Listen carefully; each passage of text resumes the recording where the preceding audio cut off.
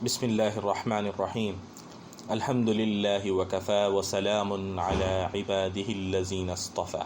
تمام تعریف اللہ کے لیے جو ہمارے لیے کافی ہے، اور درود و سلام حضرت محمد صلی اللہ علیہ وآلہ وسلم پر۔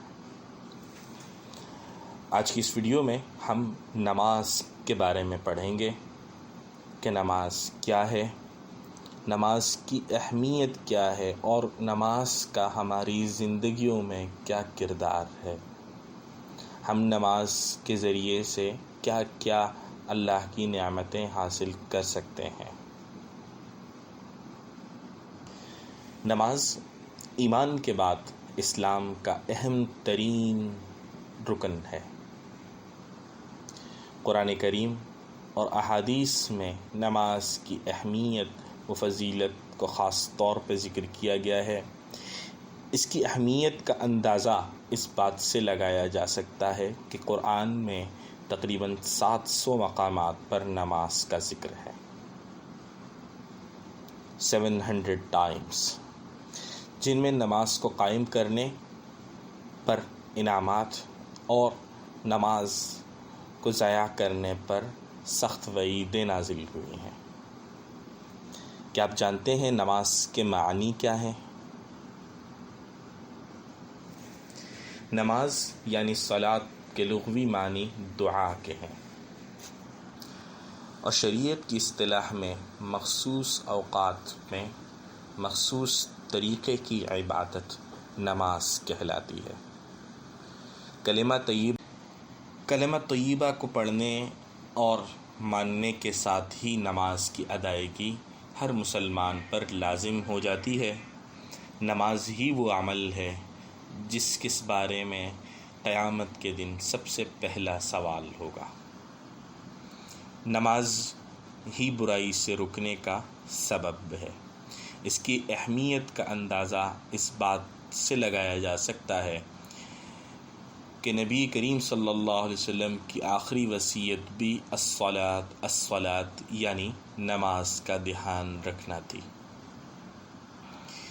نماز کی ادائیگی مومن کی کامیابی کا ذریعہ ہے، اور اس کی ضائع ہونے سے مومن کا نقصان ہے۔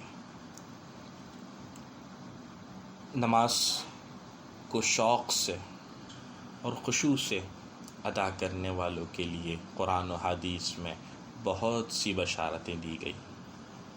کیا آپ جانتے ہیں مومنوں پر دن میں کتنی نمازیں فرض ہیں اور ان پر کیا کیا نعمتیں ملتی ہیں؟ اللہ نے شب معراج کی رات امت محمدی پر 5 نمازیں فرض کی۔ وہ ہے فجر کی یعنی صبح کی نماز، ظہر یعنی دوپہر کی نماز، عصر یعنی سپہر کی نماز، مغرب یعنی سورج کے غروب ہونے کے بعد کی نماز، اور عشاء رات کی نماز۔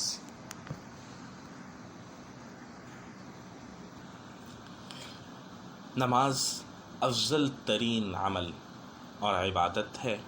حضور صلی اللہ علیہ وسلم نے فرمایا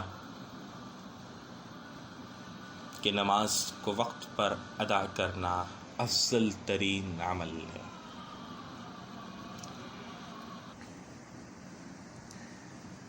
نماز ہی وہ ذریعہ ہے جس سے اللہ اور بندے کے درمیان تعلق مضبوط ہوتا ہے۔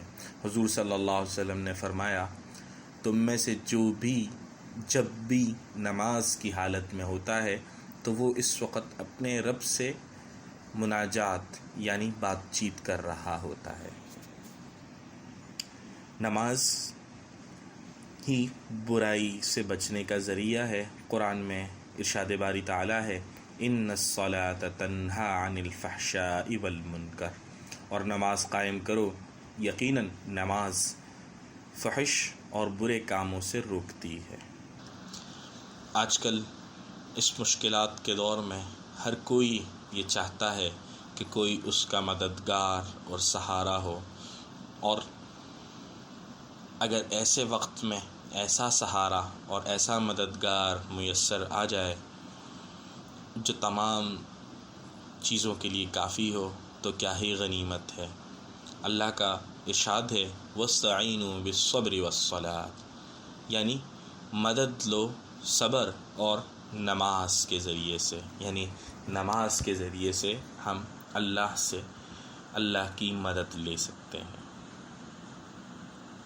تو ہمیں نماز 5 وقت کی قائم کرنی چاہیے اور اللہ سے اس کی مدد طلب کرنی چاہیے۔